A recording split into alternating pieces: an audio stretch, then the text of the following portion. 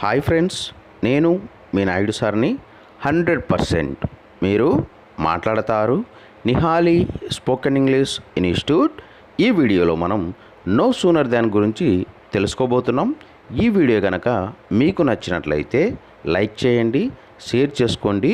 Share చేసుకోవడం వల్ల ఎంతోమంది ఇంగ్లీష్ రాని వారికి నిహాలి స్పోకెన్ ఇంగ్లీష్ని పరిచయం చేసిన వారు అవుతారు. మీరు గనక మన నిహాలి స్పోకెన్ ఇంగ్లీష్ని మొదటిసారి చూస్తూ ఉన్నట్లయితే తప్పకుండా సబ్స్క్రైబ్ చేసుకోండి. No sooner than. No sooner than అంటే వెంటనే అని అర్థం. నో సూనర్ దాన్ను ఎలాంటి సందర్భాలలో ఉపయోగిస్తాము అంటే, మనం మాట్లాడే మాటల సందర్భాలలో ఒక పని జరిగిన వెంటనే మరొక పని జరిగింది. ఈ విధంగా చాలా పనులు ఒకటి జరిగిన వెంటనే మరొకటి జరుగుతూ ఉంటాయి.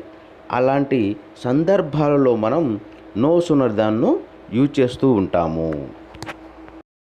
మరి నో సూనర్ దాన్ యొక్క స్ట్రక్చర్ ఏ విధంగా ఉంటుంది అంటే, no sooner than plus did plus subject plus V1 plus object plus than plus object V2 plus object.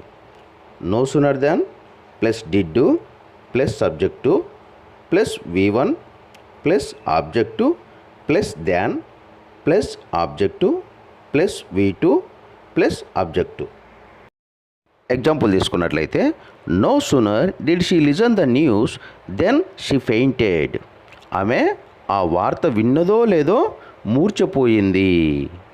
No sooner did he earn 100 rupees then he spent it. అతడు 100 రూపాయలు సంపాదించాడో లేదో ఖర్చు పెట్టేశాడు. No sooner did he board the train then it started. అతడు train ఎక్కాడో లేదో అది కదిలింది. నో సూనర్ దాన్ అంటే వెంటనే అని అర్థం. నో సూనర్ దాన్ను ఎలాంటి సందర్భాలలో ఉపయోగిస్తాము అంటే, ఒక పని జరిగిన వెంటనే మరొక పని జరిగింది.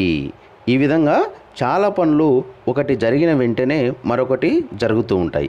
అలా చెప్పే సందర్భాలలో మనం నో సూనర్ దాన్ను ఉపయోగిస్తాం. నో సూనర్ దాన్ యొక్క స్ట్రక్చర్ ఏ విధంగా ఉంటుందంటే, no sooner plus did plus subject plus V1 plus object plus than plus object plus V2 plus object. Example తీసుకున్నట్లయితే, no sooner did she listen the news then she fainted. ఆమె ఆ వార్త విన్నదో లేదో మూర్ఛపోయింది. No sooner did he earn 100 rupees then he spent it. అతడు 100 రూపాయలు సంపాదించాడో లేదో ఖర్చు పెట్టేశాడు.